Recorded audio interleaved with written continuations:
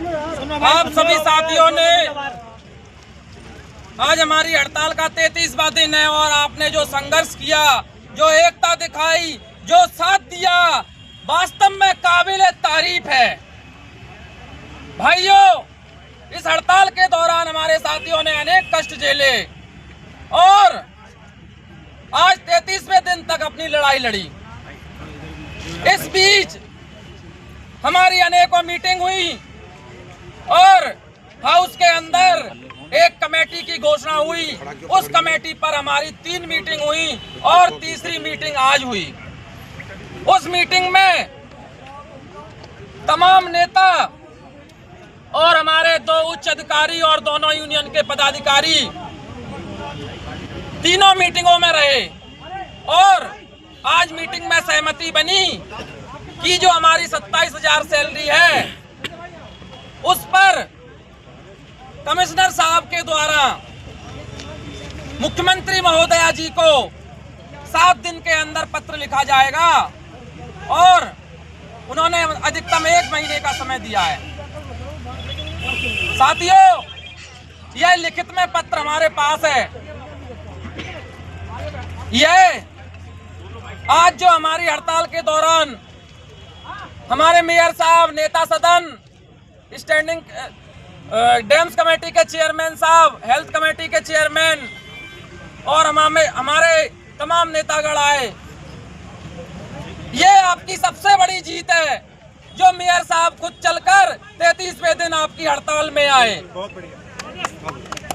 साथियों, इस बात को कम मत समझना और जो निर्णय लिया है, जिस समय निर्णय लिया है, बहुत सही निर्णय लिया है, इसमें कोई दो राय नहीं है। किसी भी साथी के मन में कोई बात नहीं आनी चाहिए। ये जो समय है, हमने अपनी लड़ाई में कोई कमी नहीं छोड़ी और 33वें दिन मेयर साहब को आकर हमारी हड़ताल में हमारे साथियों को जूस पिलाना पड़ा। हम धन्यवाद करते हैं मेयर साहब का और आशा करते हैं कि आपने जिन मांगों पर हमारी सहमति बनाई है उन्हें आप जल्द से जल्द पूरा करेंगे। साथियों, आप सभी साथी कल 1 नवंबर 2025 से सर्कल पर अपनी ड्यूटी ज्वाइन करें और किसी साथी की कोई तनख्वाह नहीं काटी जाएगी। छुट्टियों का भी जल्द से जल्द आदेश करने के लिए सहमति बनाई गई है। तो साथियों, मैं आपको पुनः धन्यवाद करता हूं, दिल्ली पुलिस का भी धन्यवाद करता हूं। उन्होंने हमें काफी कोऑपरेट किया और आज पूरे 6 घंटे हमारे साथ मीटिंग में रहे। बहुत बहुत धन्यवाद। जिंदाबाद, जिंदाबाद, MTS एकता जिंदाबाद।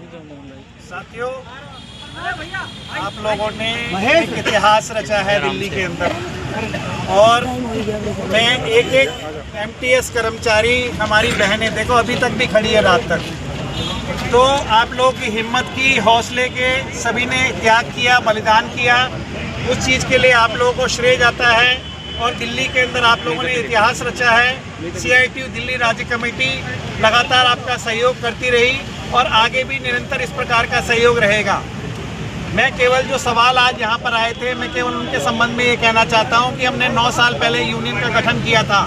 उसके बाद से ESI लागू करवाई गई, प्रोविडेंट फंड लागू करवाया गया, छुट्टियाँ लागू करवाई गई, मैटरनिटी लीव लागू कराई गई, बोनस लागू कराया गया। हर चीज़ हमने हासिल की पिछले 9 सालों के अंदर। और सबसे बड़ी चीज़ MTS PH का पद हासिल किया। हमारे को DBC बोला जाता था या CFW बोला जाता था, मगर आज हम केंद्र सरकार के कर्मचारी के समान पटल पर खड़े हैं और उसी आधार पर हम मांग कर पाए कि हमारे को 27,000 रुपये ग्रेड पे और वेरिएबल DA दिया जाए। तो ये और जो लिखित में लिया है, ये आप लोगों की एकता और आंदोलन का ही निष्कर्ष है। उसी का नतीजा है कि ये चीज़ लिखित में आई है।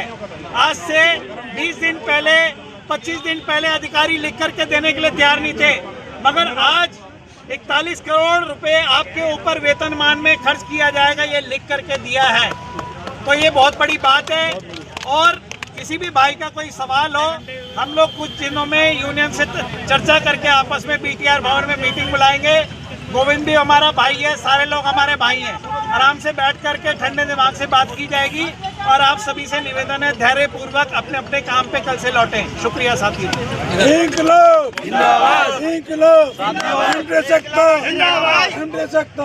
जो हमारे भाई अभी मैंने सुना कि आदेश की बात कहते हैं, आदेश को लागू होने में भी समय लगता है।